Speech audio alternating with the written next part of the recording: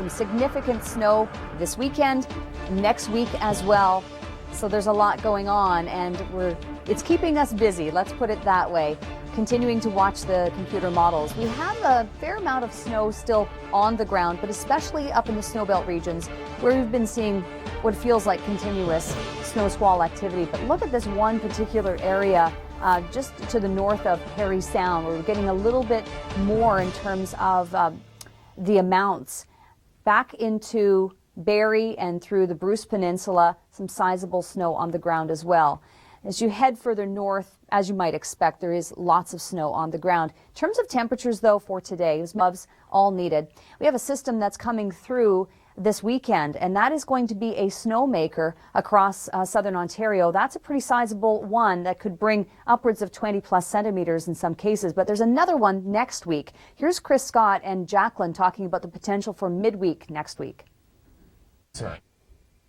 Yeah, it is a concern because it's going to be packing what appears to be quite a punch in Toronto. So weekend snow coming, as we mentioned. Then we get a break, then back into what Chris and Jacqueline were talking about here. We're going to have lots more detail on this situation for next week. Temperatures in the -5, -8 range and snow on the way. A couple of rounds headed to the GTA. Go to the Weather Network. Groundhog Day is nearly upon us, right? The party has already started in Wyerton. Don't kid yourself. This is a big deal in Wyerton, Ontario, as we get set for Groundhog Day. And my very own colleague, Chris Murphy, is dominating the hashtag MurphHog. And if you're on Twitter, you got to check it out. It's very funny. He is going to, he's going to be there on location. If he sees his shadow, then he's not going to shave for another 6 weeks. Yeah, I kid you not. So thanks, Margaret, for sending that in. Obviously having some fun there in the snow.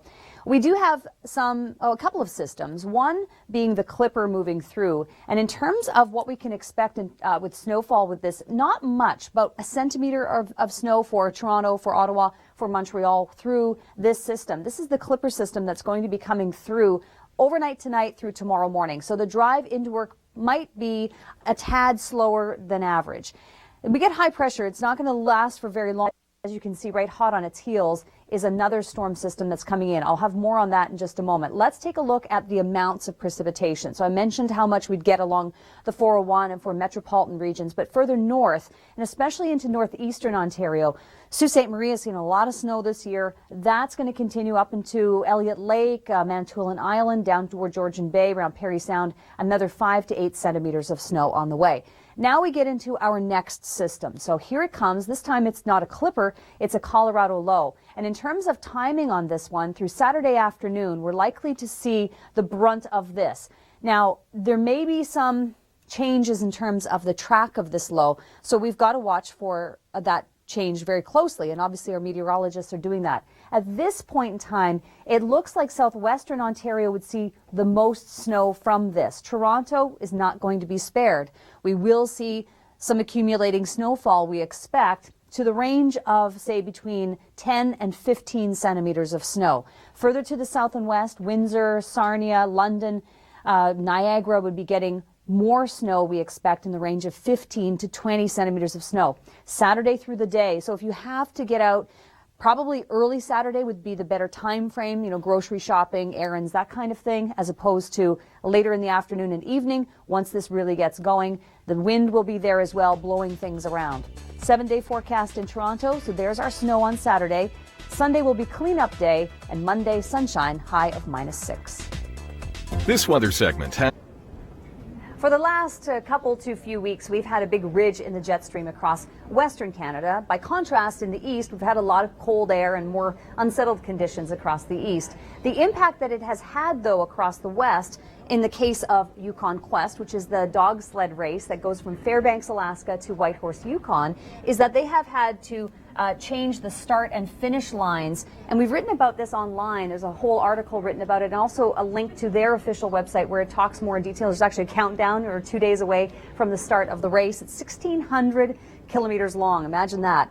But it has had an impact clearly on the Yukon Quest. And so you can go online and see what our digital writers have put together on that topic.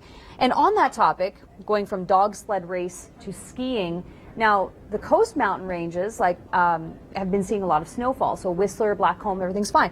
But as well as natural snow. They've had to close things down temporarily and resume once we get some more snowfall. You look at snow on the ground, we don't have any on Vancouver Island. Obviously, that's a problem. By contrast, elsewhere we have lots of snowfall, and in the east where it's been unsettled, it's been cold, and we've had system snow coming through, clearly there is quite a bit of snow on the ground. I want to draw your attention to southern New Brunswick. One of the premier ski operations there is Poley Mountain.